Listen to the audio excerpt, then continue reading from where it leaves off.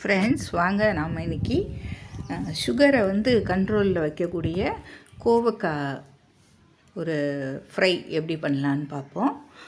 இது சுகரை கண்ட்ரோலில் வச்சுருக்கோம். சுகர் இருக்கவங்க அடிக்கடி கோவக்காய் எடுத்துக்கிறது ரொம்ப நல்லது.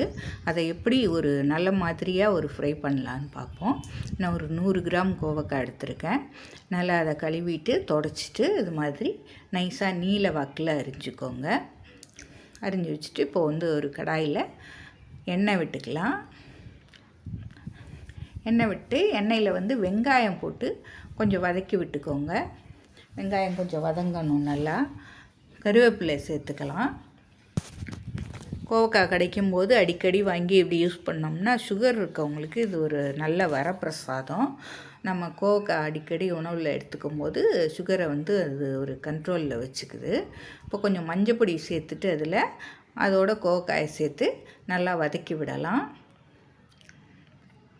தீயை நீங்கள் சிம்மில் வச்சுக்கோங்க. எண்ணெய் நம்ம கொஞ்சம் கம்மியாக தான் சேர்த்துக்கிறோம். தீ ஜாஸ்தி இருந்தாக்கா அடி பிடிக்கும். இப்போ இந்த கோவக்காய்க்கு தேவையான உப்பையும் இதில் சேர்த்துக்கலாம். கொஞ்சம் கம்மியாகவே சேர்த்துக்கோங்க. உப்பு ஜாஸ்தியாக இருந்தால் ஒன்றும் செய்ய முடியாது. கம்மியாக இருந்தால் கூட நம்ம போட்டுக்கலாம். இப்போ நல்லா வதக்கி விட்டு ஒரு மூடி போட்டு வேக வச்சுருங்க. அந்த ஆவியிலே வேகும். அது நீங்கள் மூடியை எடுத்துகிட்டு அந்த தண்ணியை அதிலேயே விட்டு திருப்பி கிளறி விடுங்க. கோவக்காய் கொஞ்சம் வதங்கி வரும். நல்லா திருப்பி கிளறி விட்டுட்டு கொஞ்சம் மூடி ஒரு நிமிஷம் மூடி வச்சுருந்திங்கன்னா இன்னும் கொஞ்சம் வதங்கி போயிடும். இப்போது ஒரு மீடியம் சைஸ் தக்காளி நைஸாக அரிஞ்சு நீங்கள் இந்த கோவக்காயில் சேர்த்துக்கலாம். போட்டு திருப்பி ஒரு மூடி போட்டு மூடிட்டிங்கன்னா கோவக்காயும் சேர்ந்து தக்காளியோடு கொஞ்சம் சுருங்கி வரும். இப்போ நல்லா கிளறி விடுங்க. ஓரளவு வதங்கி வந்துருச்சு. நம்ம இந்த ஸ்டேஜில் கோவக்காய்க்கு என்னென்ன போடணுமோ அதெல்லாம் போட்டுக்கலாம். மிளகாத்தூள் உங்களுக்கு காரம் எவ்வளவோ அது மாதிரி போட்டுக்குங்க. குழம்பு மிளகாய் தூள் கூட போட்டுக்கலாம். நான் தனி மிளகாய் பொடி போட்டுக்கிறேன். ஒரு 1/2 ஸ்பூன் தனியா பொடி போட்டுக்கோங்க.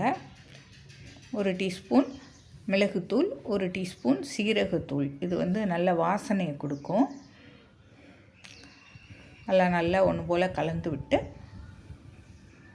உங்களுக்கு அடி பிடிக்கிற மாதிரி இருந்தாக்கா இதில் கொஞ்சம் லைட்டாக தண்ணி தெளிச்சுக்கலாம். கொஞ்சமாக தெளித்தா போதும். தெளிச்சுட்டு மூடி வச்சு ஆவிலேயே திருப்பி வேகட்டும். ஒரு 2 நிமிஷம் ஆவியில் வெந்துருச்சுன்னா ரெடி ஆகிடும். எடுத்து நல்லா கிளறி விட்டு